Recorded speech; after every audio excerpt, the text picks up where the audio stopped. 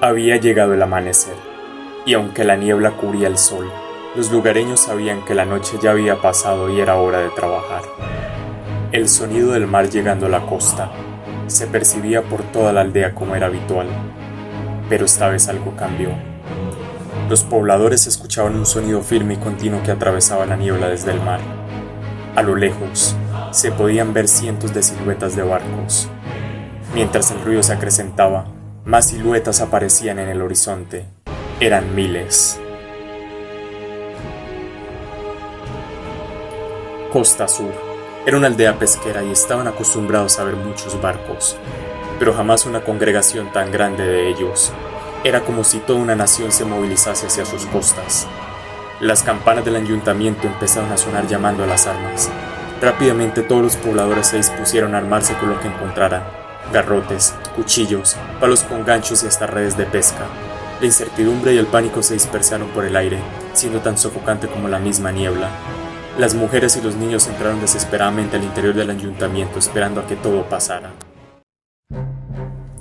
Un primer barco llegó separado del resto atracando en el puerto, pero de este no bajaron monstruos o invasores como los pobladores esperaban.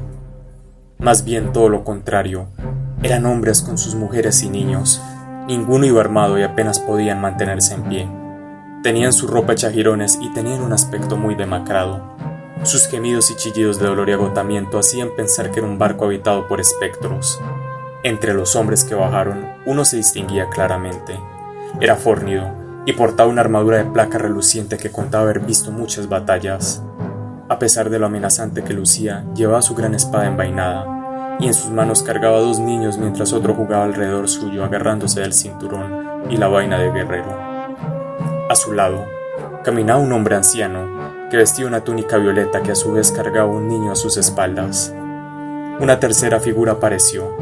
Era un chico vestido de ropa muy suntuosa, desgastada por el viaje, que se aferraba fuertemente a la capa del guerrero mientras tenía la mirada totalmente perdida. El guerrero se acercó al líder de la aldea diciendo: «Bien hallados, somos refugiados, huimos de una guerra realmente terrible. Ruego que nos des un poco de comida y bebida si es posible, así como cobijo por el bien de estos niños». El jefe de la aldea se presentó como Marcus Rutagrana y asintió pidiendo que lo siguieran a la iglesia para acomodar a los refugiados. El resto de pobladores bajaron sus armas y acallaron las campanas para avisar que la situación de peligro ya pasó. Una vez en la iglesia, interrogó al guerrero: «Bueno, dime, ¿quién eres? ¿Y qué te trae por aquí?» «Soy Anduin Lothar», respondió el guerrero. «Soy, o era el caballero campeón de Ventormenta». «¿De Ventormenta? Pero eso se encuentra al otro lado del gran mar», replicó Marcus. «Sí», respondió Lothar con suma tristeza. «Hemos navegado durante días hasta alcanzar estas tierras. Nos hallamos en Lordaeron, ¿verdad?» «Así es», contestó el anciano de túnica violeta. «Reconozco estas tierras, aunque no esta aldea en concreto», hablando con un tono de voz firme a pesar de su aparente vejez. «Esto es Costa Sur», les explicó Marcus, a la vez que miraba con recelo al hombre de túnica violeta. «¿Eres de Dalarán?», se atrevió a preguntar finalmente Marcus. «Sí», reconoció el hombre de túnica violeta. «Pero no te preocupes, pronto volveré con los míos». Marcus se sintió aliviado, pues no le gusta involucrarse en asuntos que tengan que ver con la magia y sus practicantes. «No debemos demorarnos», reconoció Lothar. «He de hablar con el rey inmediatamente. No podemos perder más tiempo, la horda podría volver a atacar». Si bien Marcus no entendió ese último comentario, sabía que debía ayudar al guerrero en todo lo que podía. «Las mujeres y los niños pueden quedarse todo el tiempo que quieran. Cuidaremos bien de ellos», le aseguró Marcus. «Gracias», respondió Lothar con absoluta sinceridad. «Enviaremos provisiones en cuanto contactemos con el rey. Tardarán bastante al llegar a la capital», señaló Marcus. «Enviaré a alguien por delante a lomos de un caballo rápido para avisar de su llegada. ¿Qué mensaje quieres que lleve?» «Debe decirle al rey que Ventormenta ha caído», dijo en voz baja tras un largo momento de silencio. «Que el príncipe Varian se encuentra aquí con los supervivientes, que necesitamos provisiones y traemos malas noticias que debemos darle urgentemente». A Marcus se le heló la sangre a oír todas estas malas noticias, posando su mirada sobre el joven que estaba al lado de aquel enorme guerrero. Así se hará. Gracias, aseveró Lothar. Khadgar, reúne a todos los que nos van a acompañar y diles que se preparen. Nos marcharemos lo antes posible. El mago de túnica violeta asintió y se alejó.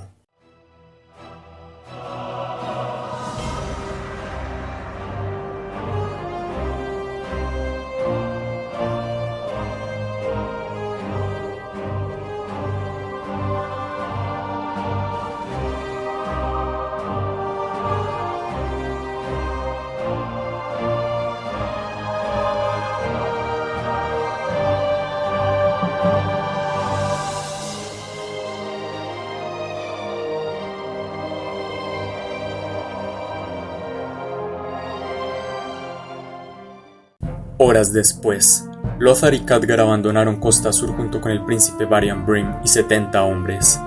La mayoría habría preferido quedarse con su familia, pues aún seguían conmocionados y fatigados de lo ocurrido en Ventormenta. Hasta el mismo Anduin lo quería, pero sabía que tenía un deber que cumplir. ¿Falta mucho para llegar a la capital?, le preguntó a Khadgar. Unos días, tal vez una semana, respondió el mago. No conozco muy bien esta parte del reino, pero la recuerdo de los mapas. Deberíamos ver los chapiteles de la ciudad en 5 días a lo sumo. Después, tendremos que cruzar el bosque de Argentios, una de las grandes maravillas de Lord Aeron, para sortear el lago Lordamer, ya que la capital se encuentra en su orilla norte. Khadgar volvió a quedarse callado, y Lothar contempló detenidamente a su compañero. Le preocupaba que el joven de tan solo 17 años, pues él más que nadie había sufrido por la traición de Medivh, su mentor. En aquel combate, Medivh, poseído por el avatar de Sargeras, había drenado su magia y su juventud. A pesar de que su magia regresó con mucha más fuerza, su juventud jamás volvería. Después de un largo silencio en el que ambos estaban sumidos en sus pensamientos sobre aquel encuentro en Karazhan y sus sueños de tiempos mejores, Khadgar se animó a hablar nuevamente. ¿Qué haremos cuando lleguemos a la ciudad?, le inquirió Lothar. Hablaremos con el rey, dirigiendo su mirada al joven que cabalgaba con ellos. Aunque hemos perdido Ventormenta, Varian sigue siendo su príncipe, y yo, su campeón. Solo he estado una vez con el rey Terenas brevemente, y fue hace muchos años. Quizás no me reconozca, pero seguro reconocerá al joven Varian, y si el mensajero ya ha cumplido con su misión, debería estar esperándonos para la audiencia, y entonces le contaremos lo sucedido y lo que hay que hacer. ¿Y qué hay que hacer?, preguntó Khadgar, a pesar de creer ya saber la respuesta. Debemos reunir a los gobernantes de estas tierras, contestó Lothar tal como esperaba Khadgar. Debemos obligarlos a ver el peligro. Ninguna nación podrá resistir sola contra la Horda. Mi propia tierra lo intentó y fracasó. No podemos permitir que esto suceda aquí también. La gente debe unirse y luchar. Aferrándose fuertemente de las riendas de su caballo, Khadgar pudo reconocer al poderoso guerrero que lideró a los ejércitos de Ventormenta y protegió sus fronteras durante muchos años. Esperemos que nos escuchen, susurró Khadgar. Por nuestro bien. Lo harán, le aseguró Lothar. Deben hacerlo. Ninguno de los dos dijo lo que estaba pensando realmente. Habían sido testigos de primera mano del poder de la Horda. Si las naciones no se unían, si los gobernantes se negaban a reconocer el peligro, todos caerían, y la Horda arrasaría estas tierras como había hecho con Ventormenta, sin dejar nada a su paso.